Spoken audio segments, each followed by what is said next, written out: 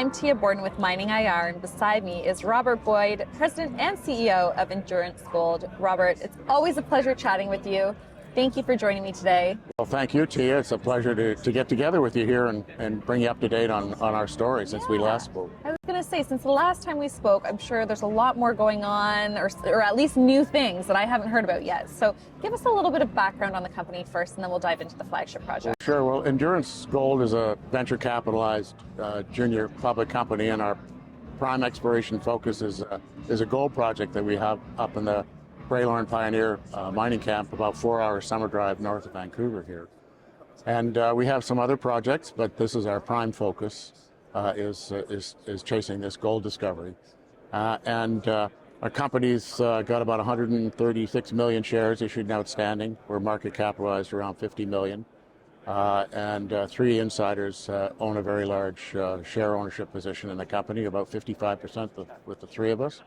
So our interests are strongly aligned with shareholders, and we're at the stage of a new discovery now, where we want to build on that and capitalize on our success to date and move the company forward to a full discovery and a resource calculation at some point in the future. Let's dive a little deeper into the flagship project, as well as what it's like as mining jurisdiction in BC.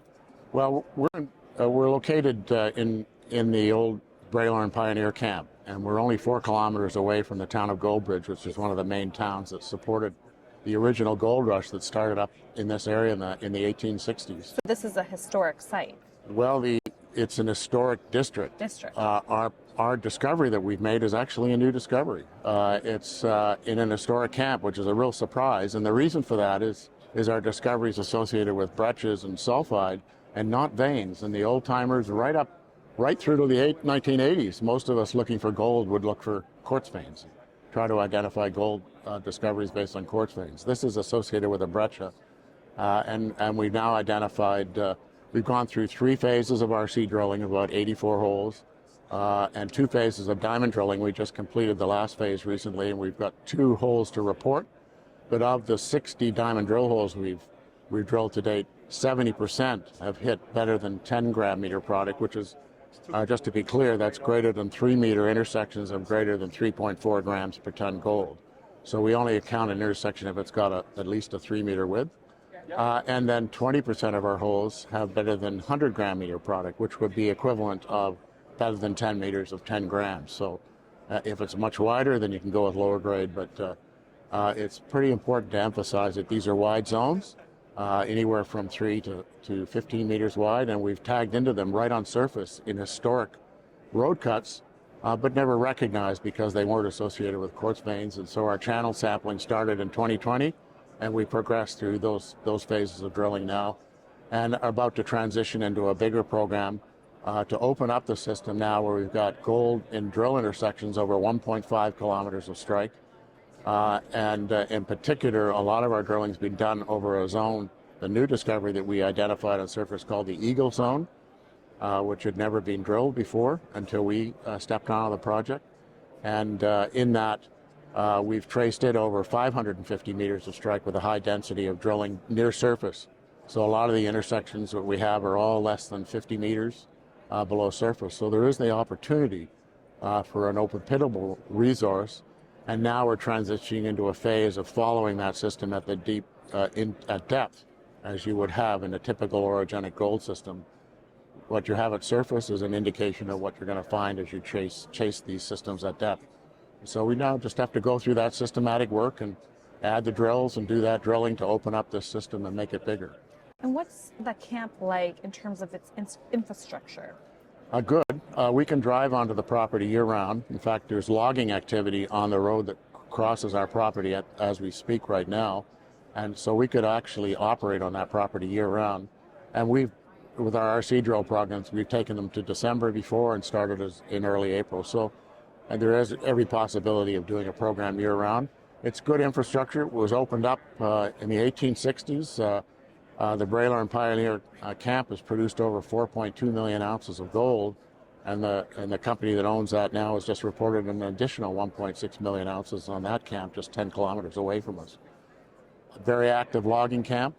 as well. So it's a very industrious area of British Columbia, despite its remote location. Robert, what are some catalysts that investors should be aware of? Well, I think the growth for us as we move forward, we've now delivered some very good drill intersections, and now what we want to do is start a drill program where we'll be generating news again from our drilling as we explore this system at depth and along strike. Fill in gaps. We've got two different zones. There's about a 600-meter gap between the two zones that we have drilled and had some drilling on them that really hasn't been drilled, and yet we've got soil geochem in there. So there's gaps on that trend that we've already talked about, and gaps both northeast and southeast on that trend. So there's still, and of course down dip. That's the most important thing, is to open this system. Now that we've identified this 550 meters of strike, is open that at depth. Open that up with drilling at depth. It sounds like 2023 is going to be very busy, but very exciting for you. What are you most looking forward to? Well, we're most looking forward to opening the system up and demonstrating that we have the potential for a multi-million ounce discovery here.